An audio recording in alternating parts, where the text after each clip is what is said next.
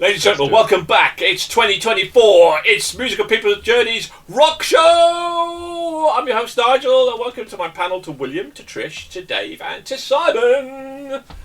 Hello. Hello. Welcome, gang. First, let's get homework out of the way. Guys, people out there, if you like the show, please like and subscribe to our show. We really appreciate it. We're recovering from the album of the year. We're back with a bang. So, looking to maybe review another 150 plus albums for the year. So the format is we review 2 albums, pit them head to head, which will we buy, score them out of 5, and if they score high enough, they could well get into the hallowed grounds of our legendary Hall of Fame. So, who have we got today? Well, it's definitely a battle of power metals, yeah. Everdawn and their album Vanera against Serenity and their album Nemesis AD. So, a bit of a longer introduction for Everdawn because it's quite an interesting one actually. Everdawn, female-fronted symphonic metal band from New Jersey. The band was originally created in 2024 under the moniker Midnight Eternal. Founding members Boris Sachs, Richard Fisher, David Pressup and Mike LePond. Now, in 2006 they switched and released their self-titled album. The band commenced an American tour as support for the amazing prog veterans Queensryche and toured Europe as support for avant-garde kings Theron. After changes in the lineup and the induction of an amazing voice, and I want to mention this obviously because at the forefront of it, induction of amazing voice for a young and very talented Russian-born Canadian singer Alina Gravelenko, who brought a full-blown, energetic vocal approach to new songs, and the band's name changed to Everdawn, singing Fresh Beginning. Now, Everdawn is the opposite to Midnight Eternal. Get it? So there we are. Right. Well, let's start with one of our power metal aficionados. William, let's start with you then. Everdawn. Heard of them? Have you come across them before? I have not. And this year, they have successfully created and made an album.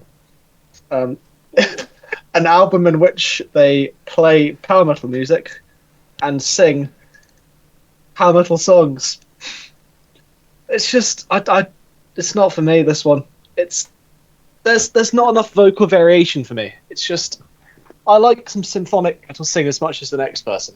But it's just, I got to the point where I was listening through it and I wasn't telling tracks had changed. If I'd lose focus for a minute or so, I wouldn't notice the changing track, but I think it's just the same one because I think it needs something else, like a Visions of Atlantis, another vocalist to have all that variation in there. It's just, when it's that one just high-pitched voice the whole time, it's just too much. I mean, I can't get behind it and rate it fairly for that because it's just not enough substance in it for my tastes, I'm afraid. But they've made an album.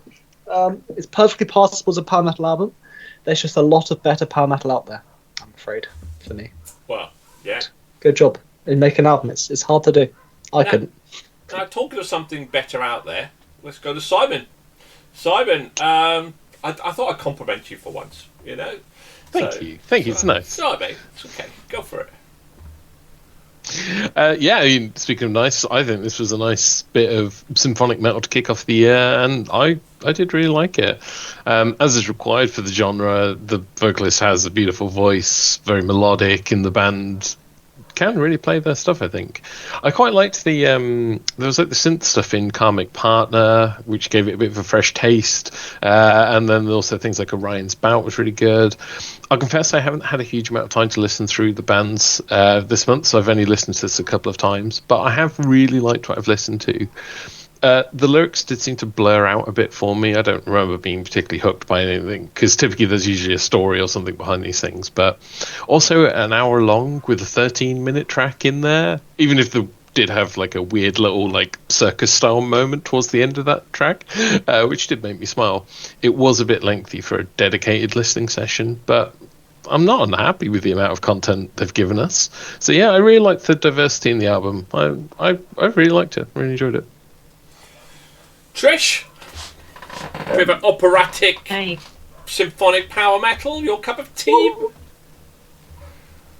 Well, with tracks like Century, Black and Northern Star, what is not to love about this symphonic power metal album?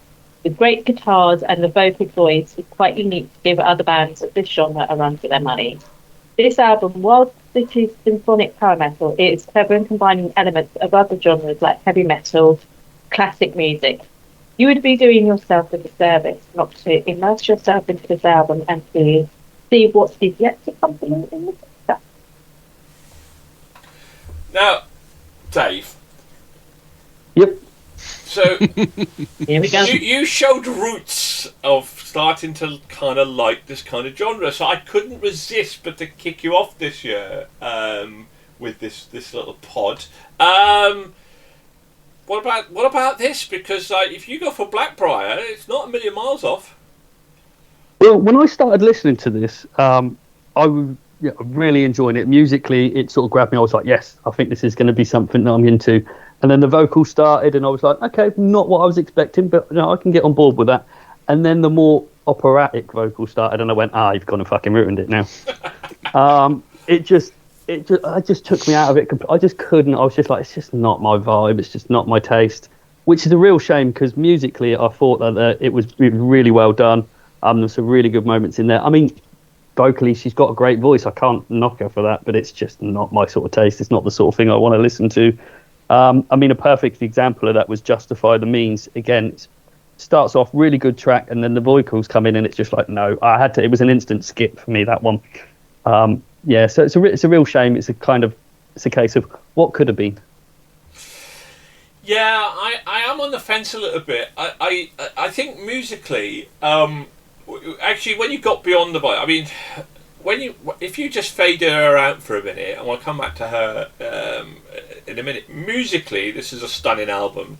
The musicality of this and the variation in there, and the guitar playing and is absolutely brilliant. It's absolutely first class.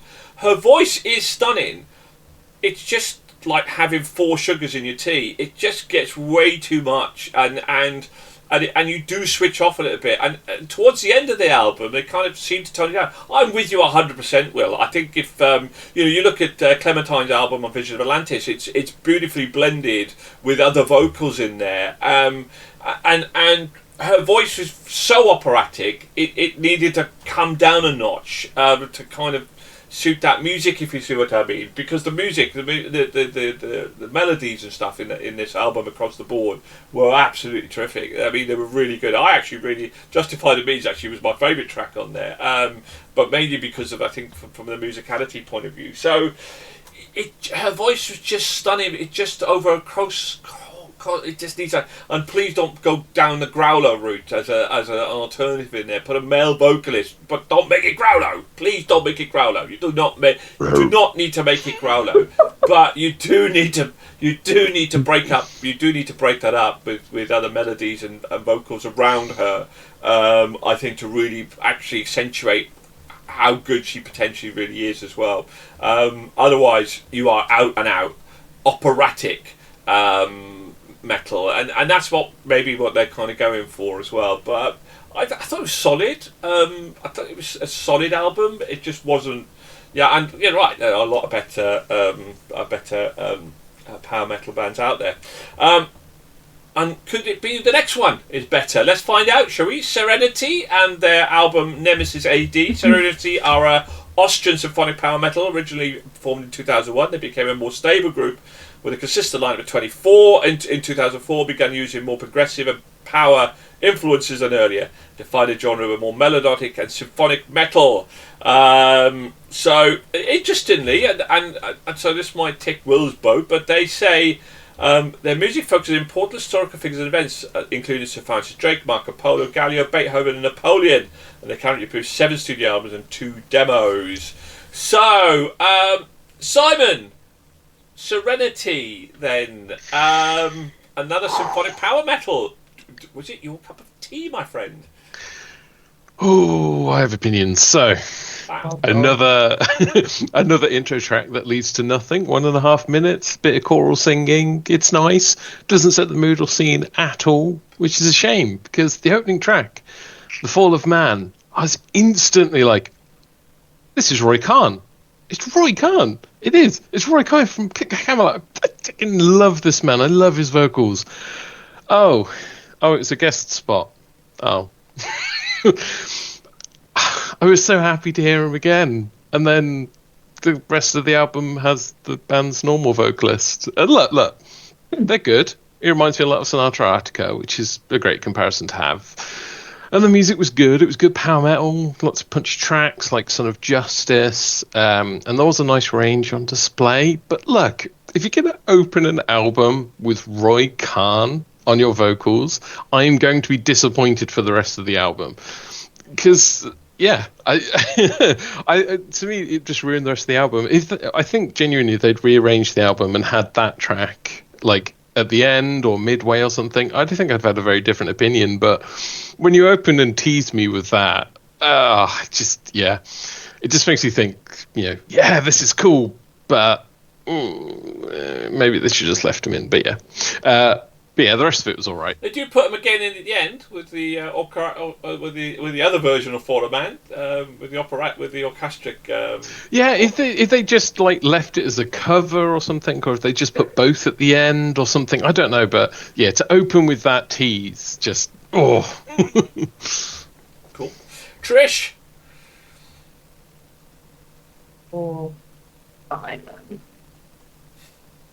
absolutely love the opening track. Thought it was brilliant. Very atmospheric start to it. Then you're hit with the full-on power metal drums and guitars with the Fall of Man, which, yes, I really loved. I'm probably going to say this completely wrong. River Todd in his spell. A good catchy tune that had my head bouncing along. Then with the heart beginning, the haunting tune Soldiers Under the Cross, which I could imagine a crowd at a gig singing along to with their phones in the air. Reflections has a meatloaf vibe to it. I could go on narrating my opinion of each song, but I will save you from that. This album is just a fantastic storytelling offering of power metal story to the whole. Dave! Yeah. What about Serenity then, my friend? I think I'm starting to figure out power metal now. So usually musically strong, it does seem to be something that, most power metal seems to have about it. But I always feel that there's something missing. It feels like, to me, that power metal needs a visual accompaniment to it, like some sort of, I don't know, film or a stage show or something like that. Because of the way that it is a lot of the time it's a story throughout the whole album. And I feel that not having that visual thing is where I struggle with it, because a lot of the time I just don't feel that I can get into it, and my imagination's not good enough to kind of let the lyrics do the work. And it just seems like visually there needs to be something there. I mean, apart from that, I mean, it's a really good album. It's very strong musically. Vocals I thought were quite good throughout, but when I listen to it, I just feel like there's something missing. One track I will name, Son of Justice. I thought that was a standout. I did add that to one of my playlists. But yeah, as I say, I don't know if I'd go back to it, because when I listen to it, as I say, it just feels like there's something missing. Yeah. This is my cup of tea in terms of power metal, the storytelling. I think I get what you mean. I think Roy Khan's voice is probably the best male vocalist voice in this power metal genre that I've heard. I think he is phenomenal. What it did for me wasn't ruin the rest of the album, it set the rest of the album up, because there is a theme in there in terms of the fall of man and redemption, and the possible redemption of man as well. So Soldiers Under the Cross, Fall of Man, and the orchestral version of Fall of Man was just, my God, it just blew you out of the water. And the last track, in terms of that sort of redemption of man and the reflections of what man is doing to the planet, was just phenomenal. This album was absolutely brilliant, and I absolutely loved it. I'm leaving the best to last, by the way, so I haven't forgotten him. For me, it was absolutely phenomenal. But we're going to hand over the final word to the Mr. Power Metal aficionado and see whether there is any redemption for Power Metal for him. William? This is better than the last one. Yeah. Arguably, from my review last time, it's not exactly a high bar, being just not average. But this has theme, and what better theme than, I don't know if it's all of it, but I know at least a few of them are, but the artworks of German painter Albrecht Dürer. Because why not? Write something about an artist. Because I know let's talk some songs. So, same as Simon, what they're doing with that first one. Ritter, Tod und Teufel. Thank you. Ritter, as about a German piece, obviously, Ritter, German knights, all that cool stuff. Got that gothic, piano-y bit at the beginning, organ, that's the word, which just made me think of 40k. Loved it. It was cool. So much 40k media, that's just the sound I hear in my head when they're doing little charges. That was such a cool little intro, and a really good song for that. Why is that first song there? Just teased with... Who puts the first album in a song with a singer that's not even their singer? It's just a bit weird. It's cool, it's good. It's got some really good melodies, some good riffs in the guitar, and the vocals pretty good. They're far from the best in the power metal world. People like, I forget his name, but the lead singer of Dynasty, the singers in Amaranth, so much awesome. But theme's cool. Gothic German history theming sound is just really cool. We love that period of history. It's pretty cool. It's good. Not exceptional again, but it's certainly better than that last one. Well, let's find out, shall we? Let's find out. We also have Dom's votes to kind of go through, but let's find out then. Right, so Everdawn, Trish, 4.5. William. It's like a 2. Average album doesn't mean an average score anymore for me. You need to be better. You need to aim higher. Dave. 2.5. 2.5. Okay, Simon. Oh, we'll go on. We'll give it a 4. 4. Cheeky. And Dom give it a 3. So slightly above average, and I exactly the same as Simon. I give it a 4 as well. So 8.5, 10.5, 11, 13, 17, 20. So I mean, not bad. Let's find out about. Let's see if Serenity kind of beat that. Then Trish, Serenity. 4.5. 4.5. And which would you buy? Serenity. And William. It's 3.5. 3.5. It's alright. Dave. 3.5. 3.5. Wow. Okay. Simon. I'll go for a 4. Dom also give this a 3, so we can't ask Dom. Which would you buy, Simon? Yeah, Everdawn, definitely. Oh, okay. And well, we can't ask Dom because he also gave it a 3, but he didn't indicate which one he would buy. Well, it's my first one of the year. It's a 5 from me. Absolutely love this album. Loved it. Absolutely loved it. So 9.5, 10, 13, 13.5, 16.5, 20.5, 23.5. Just outside our Hall of Fame. Literally half a point from our Hall of Fame. I would buy it. Trish would buy Serenity. Will would buy Serenity. Dave would buy Serenity. Simon would buy Everdawn, and we got to what Tom would do. So the winner of the Battle of the Bands and Battle of the Album is Serenity and Nemesis AD, and top 100 at half a mark, half a point away from getting into our Hall of Fame. So there we go. Well done to Serenity. Okay. So right, well, that's the end of the show. Thank you very much to my crew, to Simon, to Dave, to Trish, and to William. And keep safe out there, keep rocking. Please like and subscribe to the show for more content and certainly more, lots of interviews as well. So bye for now. Bye. Cheers.